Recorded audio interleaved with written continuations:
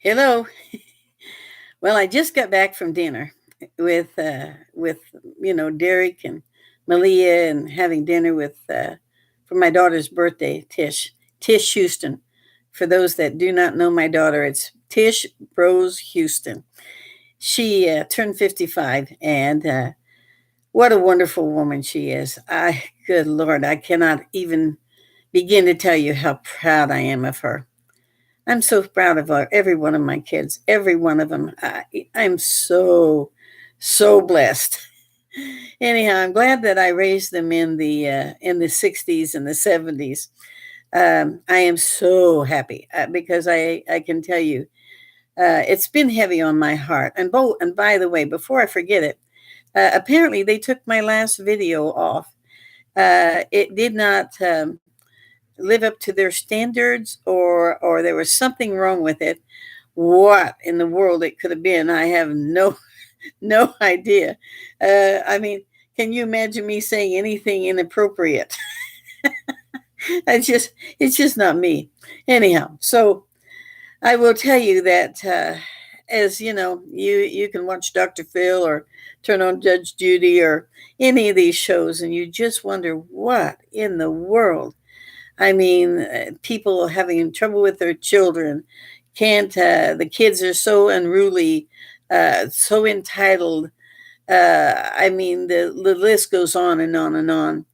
But I can tell you, having been a mother, a grandmother, now a great grandmother, and of course, having worked with Cuba's kids, working with that family for 20 plus years, which were some of the best years of my life. I can't even tell you. I love every one of those kids, all three of them, Spencer and Mason and Piper. Precious, precious kids.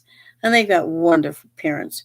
And Sarah, their mother, is amazing. She's just amazing. Anyhow, I can't, I just simply cannot give God enough praise for having been in a family for 20 plus years working. Of course, we're still very close, always will be, because I've known Cuba since he was 15. So, but anyhow, but I can tell you, raising children today in this society, in this generation, and I cannot stress enough. I cannot stress enough that all these children want today is love and attention. That's all they want. They don't need fancy. They don't need fancy. Cars. They don't need fancy anything. They really don't. Raising kids today is just the same as raising kids of yesteryear, as I did with my kids. Of course, I was a single mom, as you all well know. I raised my children, worked 2 and 3 jobs. I mean, I was a masseuse, I was a waitress, I was a cocktail waitress, yet though I never drank. And I sold Ginsu knives. I worked in a sawmill in British Columbia, Canada, for 10 and a half months. I mean, I could make a list of probably 3 pages of all the jobs that I've held. I've been a singer, a dancer, anything that put food on the table. And and somebody asked me, it said, "Well, did you ever come close to selling yourself?" Yes, I did, because a minimum wage back then was $1.42 an hour. I remember that, and I did that with 3 children. And I remember my rent was $285 when Derek was born, for a 2 bedroom, 2 bath apartment that was very, very large. And I never wanted to raise my children in a bad neighborhood, so I always looked at the best neighborhoods. And it was, just keeping, keeping, everything together was probably the hardest job. In fact, next to me is a woman next door that's got 2 little kids. And she says, "It's so hard." I said, "Try it with 3." You got 2. Try it with 3. And I can't stress enough that the biggest problem today that we have is all of your electronic devices.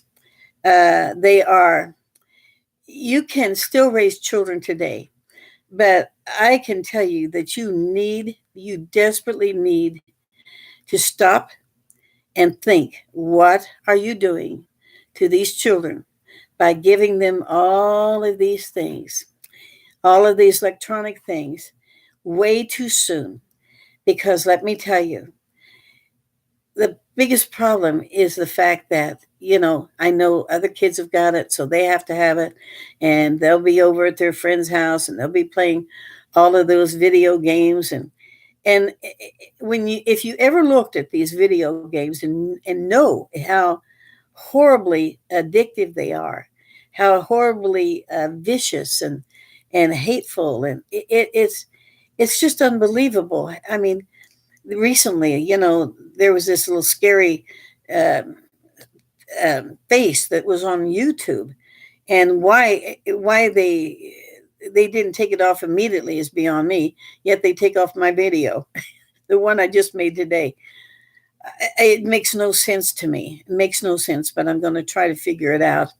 But anyhow, I just want you to know that today you have to teach your children and have to teach them from a very, very early age. And when I say that, I mean, you do not let them say curse words and think it's cute, because it's not. It may be cute when they're little, when they're 2 and 3, but it's not cute when they're 8 and 9 and 10 and 12 and so on. You've got.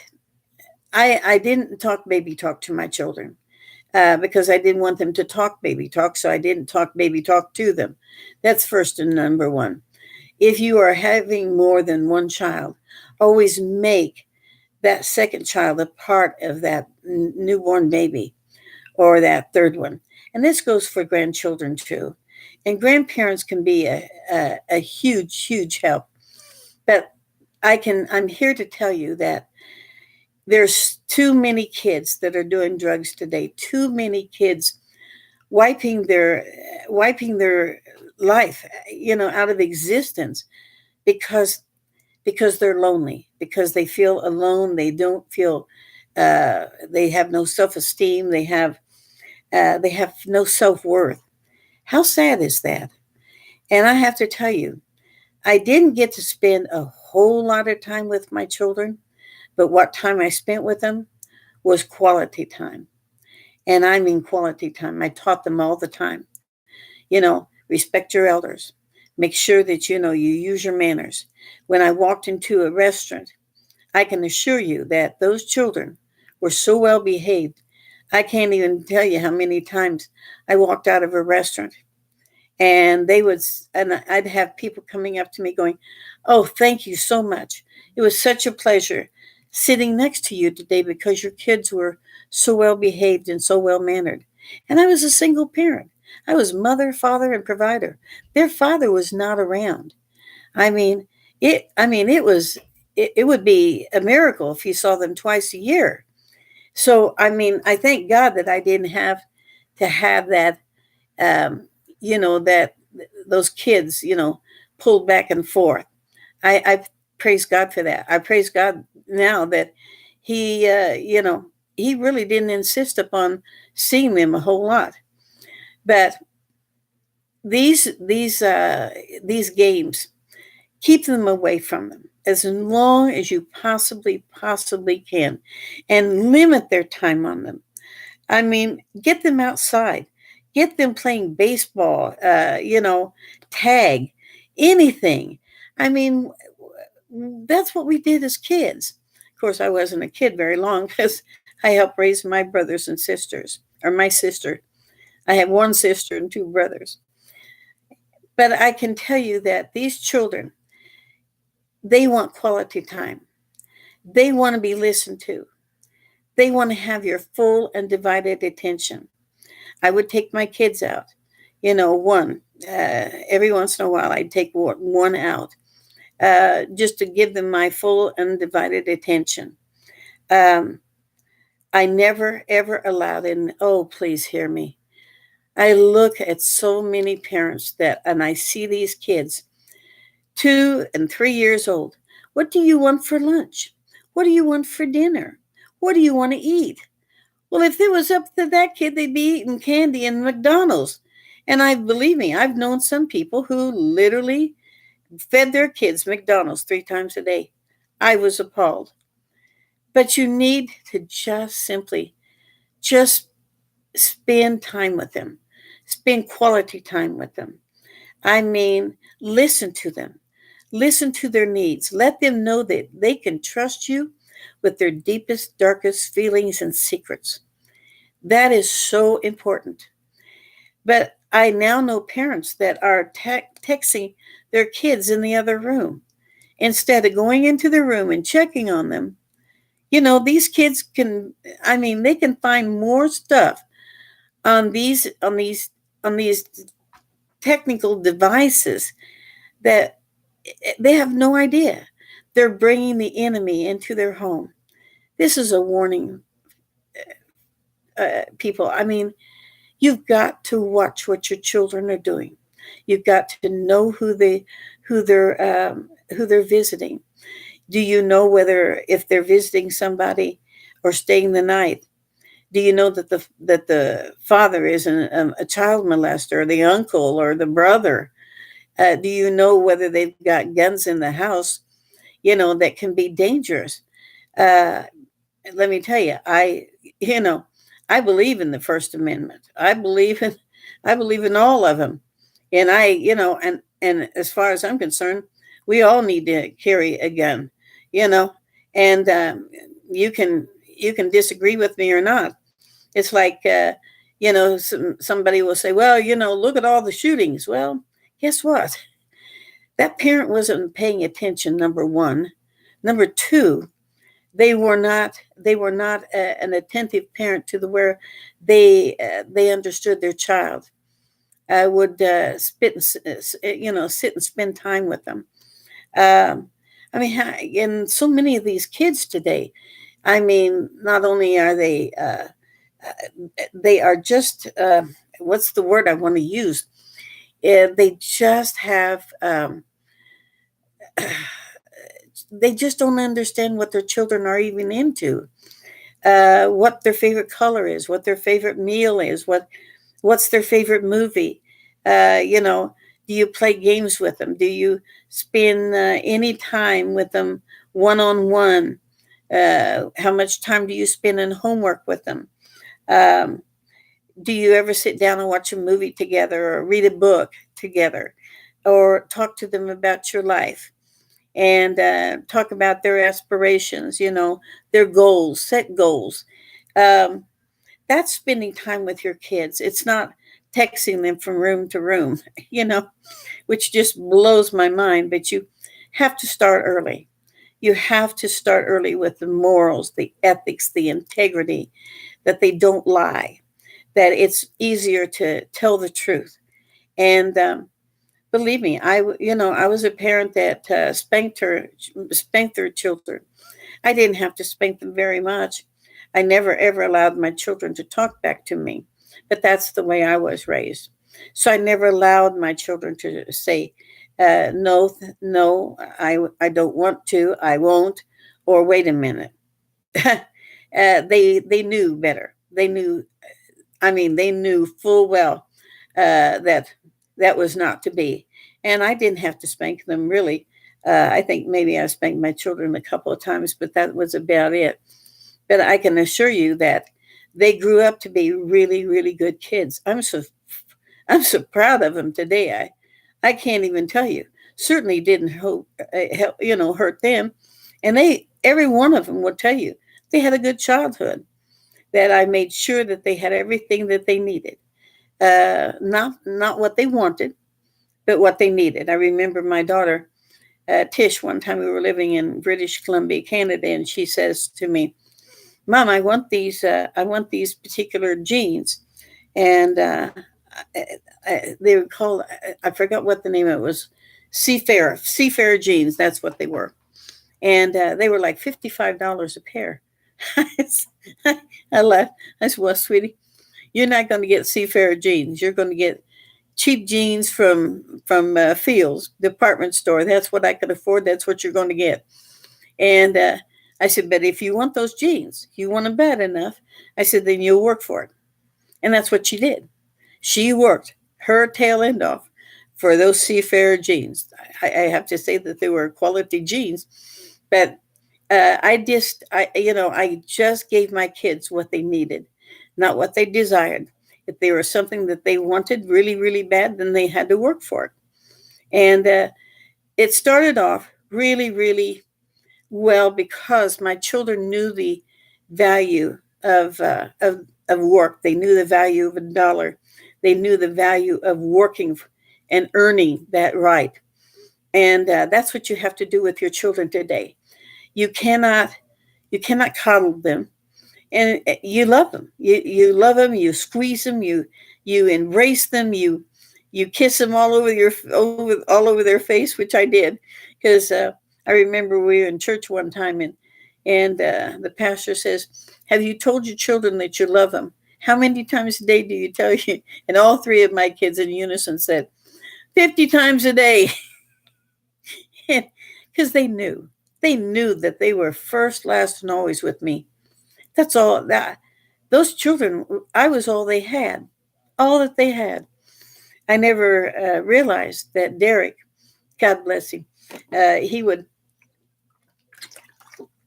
run around all over the house looking for my organizer and address book. And he said, "Mom, you were all I had." And he said, "I remember if I found that address book, I knew that you'd be back." I found this out like about 10 years ago. I was like, "What?" I had no idea that he did that as a child. I had no clue. And I'm so close to all three of my kids, very, very close. And they rave about me as a mom. I wasn't the perfect mom. There is no perfect mom, but I tell you, but they appreciate the fact that I was a strong mom. I was persistent and consistent when it came to their behavior, and that's what you have to do. You have to be consistent and persistent. You cannot let them get away with something one time and then try to make it a rule the next time. You have to set down rules. They have to be guidelines. There has to be boundaries. And that's what you set with your children. Doesn't mean that you don't love them, but stop trying to be their best friend. You have to be their parent. And you have to understand and know that when they go out, my children always told me where they were going, but they asked permission first. Many times I said no. Many times I said yes. But I wanted to make sure I knew where they were. I wanted to make sure that there was nothing dangerous that they could get into or be abused like I was as a child. That was very important to me. Um, I was very strict with my children, but I was also very, very loving. And that's what you have to do. These kids are being so vaccinated today and so drugged up from ADD. Well, I had AD&D, and in fact, I still do. Attention deficit disorder. I saw in 2020, probably 20 years ago, they were describing ADD, and I thought, oh, gee, that sounds like me. My goodness, here I thought I was stupid all those years and found out, I'm not the only one with ADD. It's hard for me. I can pick up the Bible and read, and I've got to literally two or three times I've got to read it before I finally, can understand what I'm reading and take it in, into my whole brain, and spirit and mind. Anyhow, but getting back to children, we give way too many drugs to our children. We give way too many um, psychotic drugs. And I can tell you a lot of these children, they get so confused with these psychotic drugs that they have no idea, where they're at one minute to the next. I mean, they're so confused. I mean, Adderall. I mean, it's amazing to me how many drugs we give to our children. I mean, I've watched Dr. Phil where these kids were on anywhere from 20 to 35 different drugs. and then they wonder why they're out of control. Duh. I mean, it's nuts. Absolutely nuts.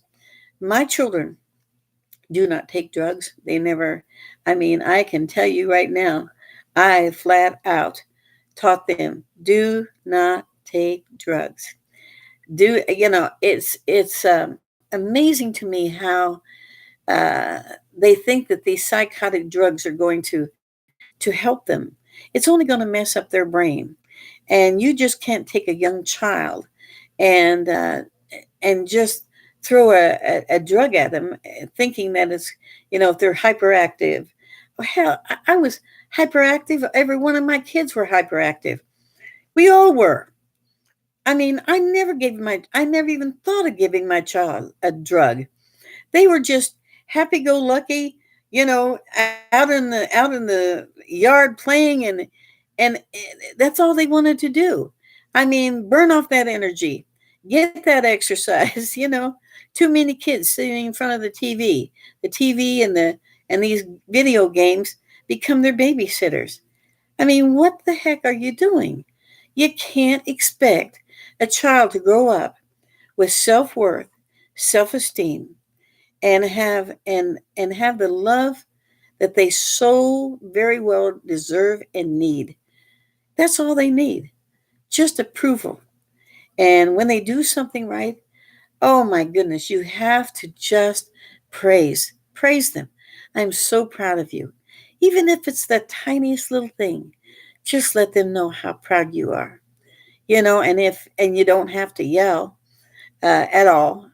Even though I have to say that younger, when I was in my 20s, I'd yell at my kids once in a while, but you just can't yell and scream at them and be this big person. If you want to talk to them, you put yourself down to their level where you're talking to them, eyeball to eyeball, and that you just simply praise them for the things that they do, the things that they even if it's the smallest little thing.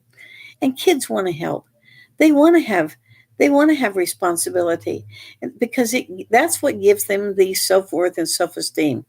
You just do not allow your kids to just get away with just not being responsible.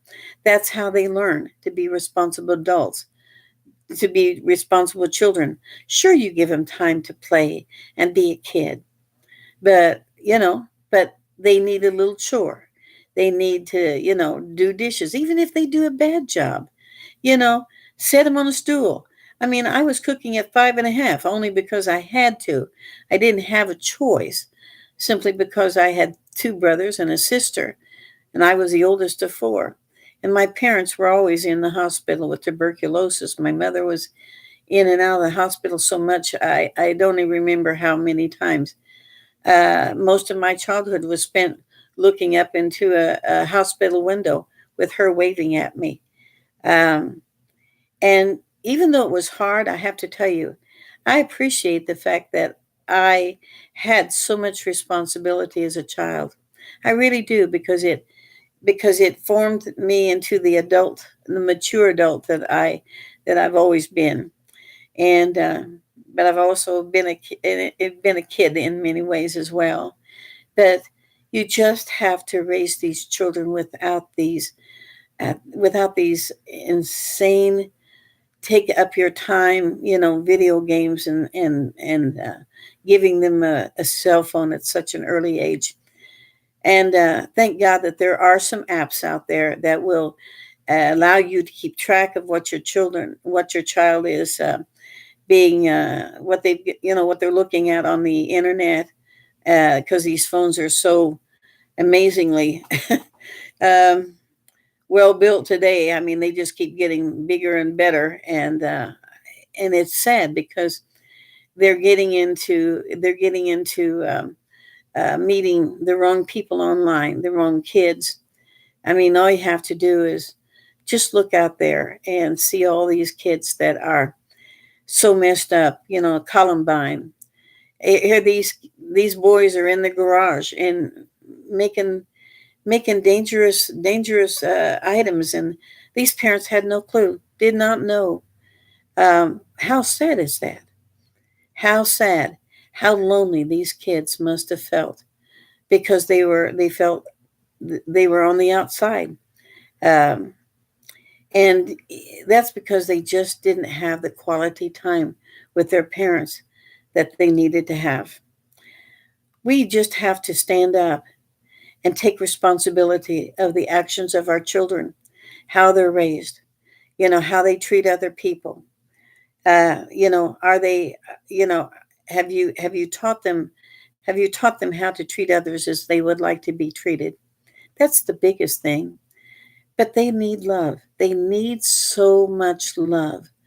And I can tell you, most of these kids don't feel accepted and don't feel loved. I know parents that have no clue who their children are, where they're at. I mean, it just blows my mind. And how that is just absolutely unacceptable. Just unacceptable. I can't even talk today. I must be tired. But anyhow, all I can tell you is that um, I am happy to answer your questions. But that's first and foremost. I'm on Facebook. I'm here. You can email me at berdinabros@yahoo.com if you have any questions. I'm happy to answer them. I really am. I'm not an expert, but I'm experienced. I'm very experienced with children. I'm very experienced, and I tell you, Cuba's kids have all turned out so amazing. I've got amazing children, grandchildren, great grandchildren. I couldn't be more blessed. None of them are on. In fact, my grandson just brought me home from the dinner that we had from my daughter, and my grandson and I are talking about drugs. He said, "Nan," he said, "I tell you, I would not want to go there." He said, "Nothing about it sounds good or right to me." And my grandson I have two twin grandsons, Aaron and Quinn. They're not identical. They're fraternal. And I was talking to Quinn, and he was telling me how he was at a Circle K, and he saw this guy, very drunk, standing in line at Circle K, and this guy was trying to start his car. And he went up to the guy and he said, I can either call the police or I can take those keys from you and drive you home. He said, my brother's with me. He'll follow us. And the guy finally gave in, drunk as he could be. And my grandson said, I drove him home. And he said, I really felt good about that. And then that I could stop that man from, getting into an accident. This is my grandson. This is my 18-year-old grandson. How proud I am. How proud can I be? I can't even tell you what that means to me. I'm with Mason one day. He's an actor now. And in fact, he was on The Good Doctor not too long ago. And this is Cuba's second son. And it was when I had my cataracts done. And God bless him. He was just a little late picking me up from the doctors. And he said, I'm so sorry, Bedibo. They call me Bedibo. I'm so sorry, Bedibo. He said, this lady, she was trying to get across the street. And he said, I just took her home. And he said, I took her groceries into her home and I helped her put them away. He said she could barely make it. I tell you, how beautiful is that? How beautiful is that for a teenage kid? Those are the things that just make you swell with pride. I mean, wonderful, wonderful kids. They don't drink, they don't smoke. I mean, I even said to Mason when he was 16, I said, Mason, I'm never going to have to worry about you because I know you're never going to do drugs or drink or smoke. And he goes, you know what, Nan? I mean, but Debo, he said, you're right. None of those things interest me. And I tell you, I couldn't have been more proud. Couldn't have been more proud. But you just have to pay attention to your children. Spend time with them. Just love them. I mean, spend alone time with them. And when you start doing that at an early age, they're going to want to spend time with mom and dad and sister and brother. You know, allow them to allow them to just be able to share their heart and their soul with you. And they will. Believe me, they will. My kids did. I mean, I don't think there's hardly anything that my kids can't talk to me about because they know that I'm not going to judge them. They know I'm just going to love them. And like I said, you don't always have to agree, but you can make those kids feel so important. You can make them feel like they are the most important person in their lives and in your life. And that's all I have to say about raising children. Time. Just give them your time. Give them your love. Give them your hugs and your kisses. Let them know how that they are so important and so vital, and you are that they are first, last, and always. I mean, they have to feel that. And they have to feel that from the bottom of their toes to the tip of their head. They have to know how vital they are. And thank God, I'm so grateful that that I have kids that know how much I love them. I mean, I could go home today, and in this world we live in, it's all right. Believe me, whenever the Father was to take me home, I'm going to be very happy to go. The only reason I'm here is because of my children and my loved ones and friends. I'm grateful, grateful beyond grateful. And by the way, I read some of your little notes, that was passing me by. I have to tell you, God bless you. You have no idea how much I appreciate every single ounce of love that just comes my way from every single one of you. I can't even tell you. It's just absolutely precious. Um, it makes me so very humble, so very humble. Thank you again. Thank you from the bottom of my heart. Thank you for just simply being there for Derek, being there for all of us and for each other. Just pay attention to the people around you, especially your family, because there's so many in such deep depression today. And like I said, that little booklet, God's Creative Power. Boy, I tell you, that is a powerful, powerful booklet, and it will make you stop and think exactly, how you defeat your own purpose by speaking negative. I mean, keep on that positive path because that's what's going to bring you out of the up and out of the miry clay and bring you up from the depression. Just keep praising and thanking Him, and just look up stories, that just are so heartwarming. There's so many out there, so many good people out there. Amongst the sadness and the woe of the uh, the times that we are living in. But all you have to do is just simply be positive, be loving, be kind, be considerate. You know, have those ethics and morals. As standards in your life. I may not go to my grave with anything, but just my morals and my integrity. And that's all I care about. That's all I care about. I don't care about you know fancy clothes. You can see I don't wear fancy clothes, and I don't have a fancy place. I live in in a low income apartment here in Chino Valley, just outside of Prescott. I love it here. I absolutely love it. It's very conservative, very normal, wonderful people. I mean, just precious people. I would not want to live anywhere else. I really wouldn't. I wouldn't want to be back in California. Um, it would just not be me. And I like my solitude. I like my peace and my quiet. I like the just the feeling that I can just relax and do whatever I want to do. Uh, I haven't I haven't had a man in my life for so many years that I forgot what it was like. That's fine.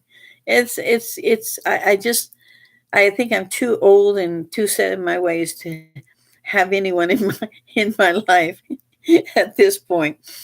But I tell you, but I've got a lot of wonderful friends, wonderful, wonderful, amazing friends, and especially in each and every single one of you. God bless you. God bless you from the bottom of my heart. I appreciate and am so grateful for every one of you. And Kathleen Willie, Sarah C. I mean, Teresa. There's so many of you. My goodness, I could sit here and read off names for the next several hours. I just want you to know I think about you, pray for you, pray with you, and you are all very precious to me. You absolutely are gifts and treasures to my heart. So good night. Thank you very much. And let me see why they took off my other video. Because I can't imagine what I said that was not appropriate. Anyhow, God bless you and good night. Bye bye.